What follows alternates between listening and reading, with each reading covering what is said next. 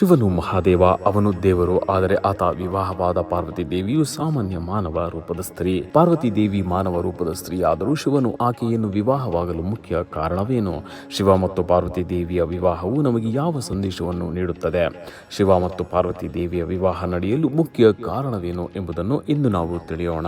ಪಾರ್ವತಿ ದೇವಿ ಇಲ್ಲದೆ ಶಿವನ ಶಕ್ತಿಯು ಅಪೂರ್ಣವಾಗುತ್ತದೆ. ಪಾರ್ವತಿ ದೇವಿಯು ಸಾಮಾನ್ಯ ಮಾನವ ಸ್ತ್ರೀ. ಆಕೆ ಶಿವನನ್ನು ತನ್ನ ಪತಿಯಾಗಿ ಪಡೆದುಕೊಳ್ಳಲು ದೀರ್ಘ ತಪಸ್ಸನ್ನು ಮಾಡಿದವಳು. ಪಾರ್ವತಿ ದೇವಿಯು ತಪಸ್ಸಿಗೆ ಶಿವನು ಒಲಿದನು.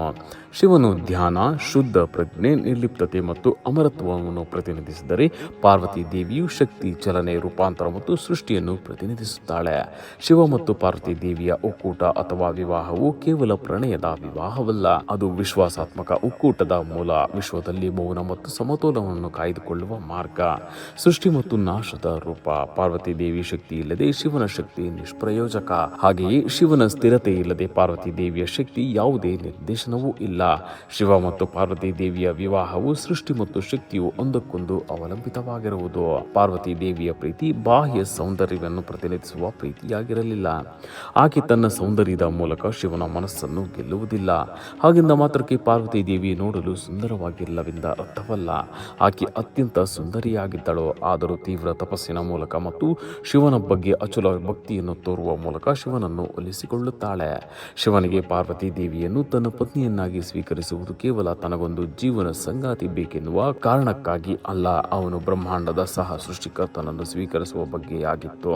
ಶಿವ ಮತ್ತು ಪಾರ್ವತಿ ದೇವಿಯ ಒಕ್ಕೂಟವು ಪವಿತ್ರವೆನಿಸಿಕೊಂಡಿತ್ತು ಹಾಗೂ ಅವರಿಬ್ಬರ ಒಕ್ಕೂಟವು ವಿಶ್ವ ಚಕ್ರಕ್ಕೆ ತುಂಬಾನೇ ಅತ್ಯಗತ್ಯವಾಗಿತ್ತು. ಪಾರ್ವತಿ ದೇವಿಯ ಸಾಮಾನ್ಯ ಸ್ತ್ರೀ ರೂಪವು ಆಕೆಯ ಶಕ್ತಿಯನ್ನು ಬ್ರಹ್ಮಾಂಡಕ್ಕೆ ಪರಿಚಯಿಸುತ್ತದೆ. ಪಾರ್ವತಿ ದೈವಿಕ ಶಕ್ತಿಯ ರೂಪದವಳಾಗಿದ್ದವಳು. ಪುರಾಣದಲ್ಲಿ ಆಕೆಯನ್ನು ಹೆಚ್ಚಾಗಿ ಮಾನವ ಸ್ತ್ರೀ ರೂಪದಲ್ಲಿ ವಿವರಿಸಲಾಗಿದೆ. ಪೌರಾಣಿಕ ಕಥೆಯ ಪ್ರಕಾರ ಪಾರ್ವತಿ ದೇವಿಯು ಶಿವನ ಪರಮ ಭಕ್ತೆ, ಹಿಮವಂತನ ಮಗಳು, ರಾಜಕುಮಾರಿಯಾಗಿದ್ದವಳು. ಪಾರ್ವತಿ ದೇವಿಯ ಈ ಮಾನವ ರೂಪವು ಅವಮಾನವಲ್ಲ, ಬದಲಾಗಿ ಅದು ಮಾನವ ಮತ್ತು ದೈವಿಕ ಶಕ್ತಿಯ ನಡುವೆ ಸೇತುವೆಯಾಗಿತ್ತು. ಮಾನವ ರೂಪದಲ್ಲಿ ಆಕೆಯ ಶಕ್ತಿಯು ತಪಸ್ಸು, ಹಂಬಲ ಮತ್ತು ತ್ಯಾಗಕ್ಕೆ ನಿಜವಾದ ಅರ್ಥವನ್ನು ನೀಡುತ್ತದೆ. ಸಾಮಾನ್ಯ ಮಾನವ ಸ್ತ್ರೀ ರೂಪದಲ್ಲಿ ಪಾರ್ವತಿ ದೇವಿಯನ್ನು ದುರ್ಬಲಳೆಂದು ಚಿತ್ರಿಸಲಾಗಿಲ್ಲ. ಅವಳನ್ನು ಪರಿಶ್ರಮ, ನಮ್ರತೆ, ಭಕ್ತಿ ಮತ್ತು ರೂಪಾಂತರದ ಗುರುವಾಗಿ ಚಿತ್ರಿಸಲಾಗಿದೆ. ಅನೇಕ ಕಥೆಗಳಲ್ಲಿ ಶಿವನನ್ನು ಧ್ಯಾನಿ ಎಂದು ಕರೆಯಲಾಗಿದೆ. ಅವನಿಗೆ ಧ್ಯಾನಕ್ಕಿಂತ ವಿವಾಹ ಮುಖ್ಯವಲ್ಲ ಎಂಬುದನ್ನು ವಿವರಿಸಲಾಗಿದೆ. ಶಿವನು ಅಮರನು ಮತ್ತು ನಿರ್ಲಿಪ್ತನು. ಶಿವನು ಪಾರ್ವತಿ ದೇವಿಯನ್ನು ಸಂತಾನದ ಬಯಕೆಯಿಂದ ಮದುವೆಯಾಗಿಲ್ಲ. ಪಾರ್ವತಿಯ ಸ್ವೀಕಾರವು ಹೆಚ್ಚು ಮನ್ನಣೆಯಾಗಿದೆ. ಅವನು ಅವಳಲ್ಲಿ ಶಕ್ತಿ, ಏಕತೆ, ಶಕ್ತಿಯನ್ನು ಗುರುತಿಸುತ್ತಾನೆ. ಪಾರ್ವತಿ ಇಲ್ಲದೆ ಅವನು ಸಂಪೂರ್ಣವಾಗಿ ಇರಲು ಸಾಧ್ಯವಿಲ್ಲ ಎಂಬುದನ್ನು ಅರಿತುಕೊಳ್ಳುತ್ತಾನೆ. ಶಿವ ಮತ್ತು ಪಾರ್ವತಿ ದೇವಿಯ ವಿವಾಹವು ಕೇವಲ ದೇವರು ಮತ್ತು ದೇವತೆಗಳಿಗೆ ಮಾತ್ರವಲ್ಲ, ಸಾಮಾನ್ಯ ಮನುಷ್ಯರಿಗೂ ಒಂದು ಜೀವನದ ಮಾರ್ಗವಾಗಿದೆ.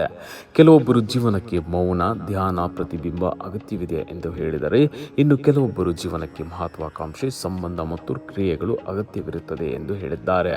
ಶಿವ ಮತ್ತು ಪಾರ್ವತಿ ದೇವಿಯ ಒಕ್ಕೂಟವು ಆತ್ಮಕ್ಕೆ ಜಾಗೃತಿಯನ್ನು ಮೂಡಿಸಲು ಎರಡು ಅಗತ್ಯವಿದೆ ಎಂದು ಸಂಕೇತಿಸುತ್ತದೆ. ನಿಜವಾದ ಶಕ್ತಿಯು ಜಗತ್ತನ್ನು ತ್ಯಜಿಸುವುದರಲ್ಲಿ ಮಾತ್ರವಲ್ಲದೆ ಅದರೊಂದಿಗೆ ಸೃಜನಾತ್ಮಕವಾಗಿ, ಪ್ರೀತಿಯಿಂದ, ಜವಾಬ್ದಾರಿಯುತವಾಗಿ ತೊಡಗಿಸಿಕೊಳ್ಳುವುದರಲ್ಲಿಯೂ ಇದೆ ಎಂಬುದನ್ನು ಸೂಚಿಸುತ್ತದೆ.